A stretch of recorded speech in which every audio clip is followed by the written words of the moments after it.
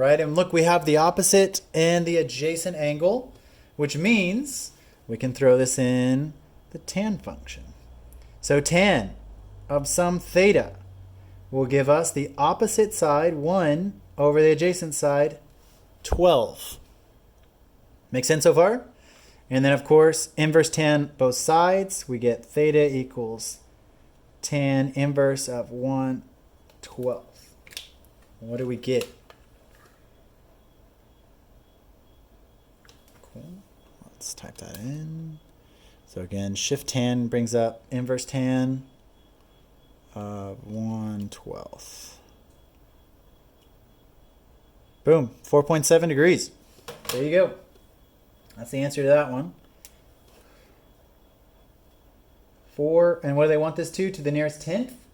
So the nearest tenth would be 4.8 degrees. All right. That's number 5. That's probably the hardest one so far. I like that one a lot. That makes a lot of sense. You wouldn't want a crazy high grade for your wheelchair accessible entrance. Okay, number 6. This is kind of the review problems. Usually they mask them behind Excel, or Excel harder ones, but this is usually the easiest ones. So let's play around with these ideas. So solve for x. So I can just help out with the algebra real fast. Sine of 30 divided by 2. Let's write this out. Okay, sine of 30 degrees. I think they want you to put that in a calculator. You can, of course, do that. Let's see what it does. Let's see what they expect you to do here. So let's go sine of 30 degrees is 1/2. Good. No, excellent. They gave you the real thing. So sine of 30 is 1/2. Good. Divided by 2. So again, we need to rely on our trusty algebra skills to figure this out. So this equals what? This equals 1/2 times the reciprocal of the denominator, which is what? What's the reciprocal of 2? 1/2. This is literally half of a half. That's what that says, which is 1/4.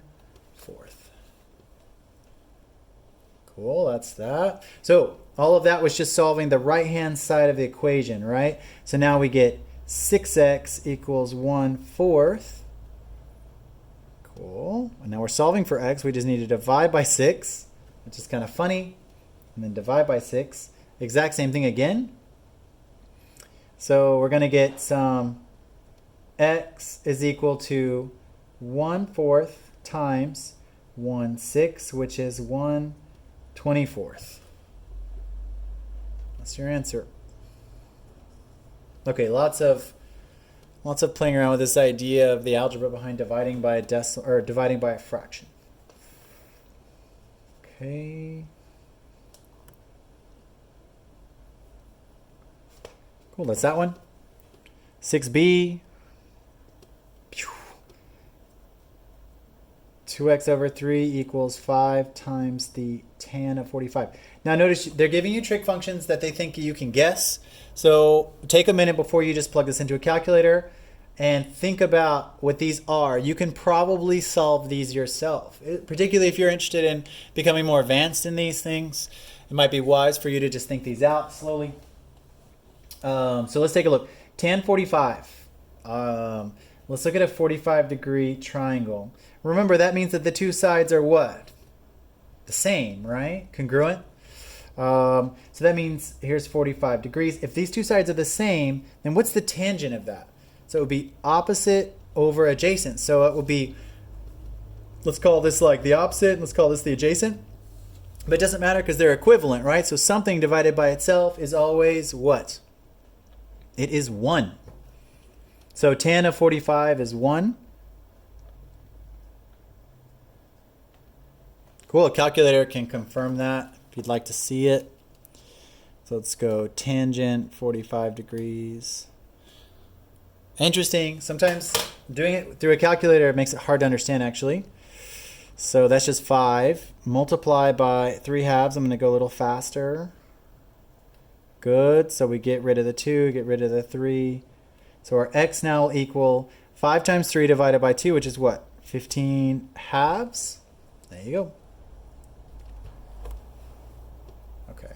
So far we've learned what the sine of 30 degrees is and what the tangent of 45 degrees is. That's kind of the take home from these problems.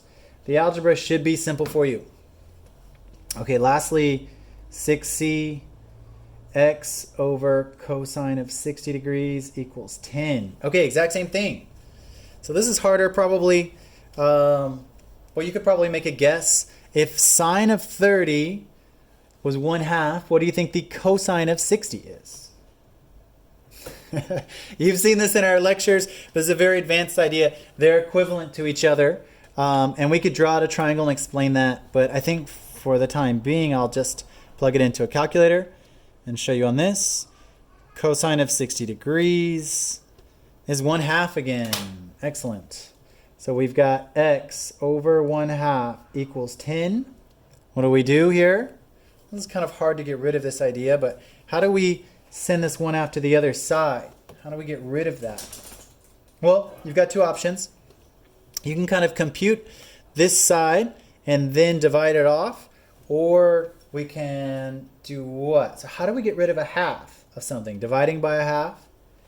Could multiply by 2, right? So let's go slowly and make sure we understand. So x times the reciprocal 2 over 1 equals 10. Cool, which is just 2x.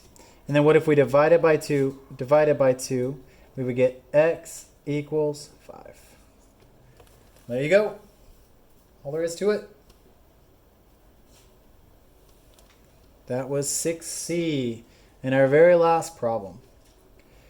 All right, that was the end of chapter 9. Good luck, everybody. Good luck studying. Feel free to send me questions, either written, or you can do exactly what I'm doing and film your question and write out where you're getting to it, and then asking me your question from that perspective. However you want to go about this. Be as creative as you'd like, and I will hopefully see you guys soon. Wash those hands.